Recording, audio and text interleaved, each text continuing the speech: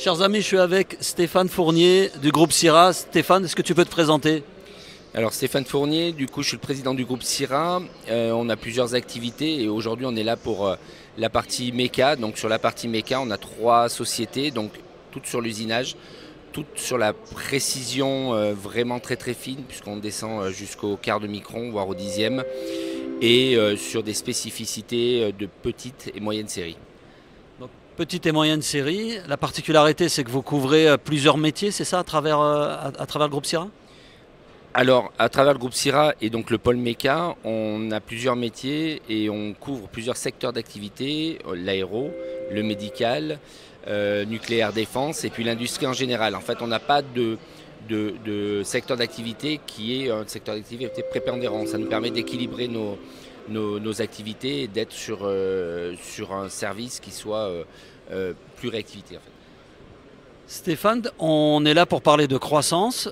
Qu'est-ce qui représente un peu aujourd'hui ton levier de croissance? Qu'est-ce qui fait que tu as confiance dans l'avenir de ton groupe et qui fait que ça pousse, quoi?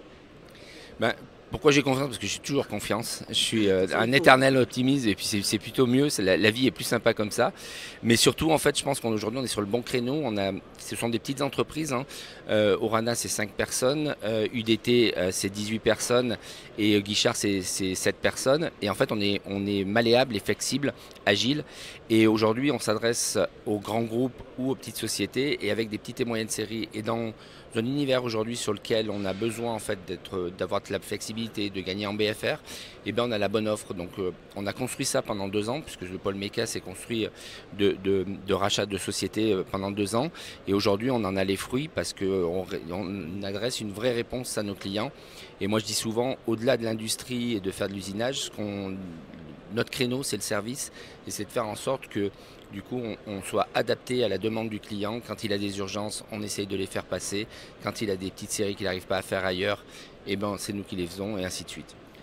Tu me disais tout à l'heure qu'un des leviers, c'est aussi de travailler sur des gens qui sont en train de ramener leur production en France. Est-ce que ça, aujourd'hui, du coup, les services que vous proposez s'adaptent particulièrement à ça?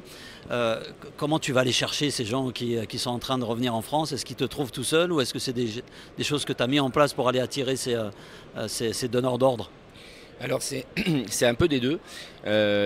Du coup, on plébiscite le Made in France, on essaye d'être actif sur nos réseaux, on va chercher les clients, on fait des salons comme aujourd'hui, on était à Toulouse au mois d'octobre, on fait des business meetings et en fait l'idée c'est de les convaincre dans ce sens-là qu'on est capable d'avoir une offre qui soit adaptée à eux et qui du coup leur permettent justement de rapatrier des productions en France ou d'enchérir des productions en France parce qu'ils ont des délais moins longs avec nous, ils ont des quantités qui sont plus adaptables, ils ont un aspect technique aussi, on est capable de critiquer, on n'a pas de bureau d'études mais on a des techniciens qui sont très affûtés et qui sont aujourd'hui capables de faire de la critique sur un plan et du coup de faire avancer la société qu'on a en face de nous. Donc on s'installe comme un vrai partenaire. Et encore une fois, on a fait ça pendant 2 ans vraiment de prospection. On fait visiter notre usine aussi, ça c'est un élément important parce que souvent les clients nous prennent sur la pièce qu'ils font chez nous et on a un panel très très large. Donc on aime bien faire visiter aux clients et ça marche du coup parce qu'ils ont ils réalisent qu'ils peuvent faire plus de choses avec nous. Donc on essaie de montrer le savoir-faire et puis on va miser sur cette agilité, sur le fait qu'on a un certain nombre de compétences. Stéphane, merci beaucoup pour cette interview. Je te souhaite un bon salon. Ben ouais, on va faire en sorte de transformer tout ce que je viens de dire. Pour ramener du business là. Exactement. Merci.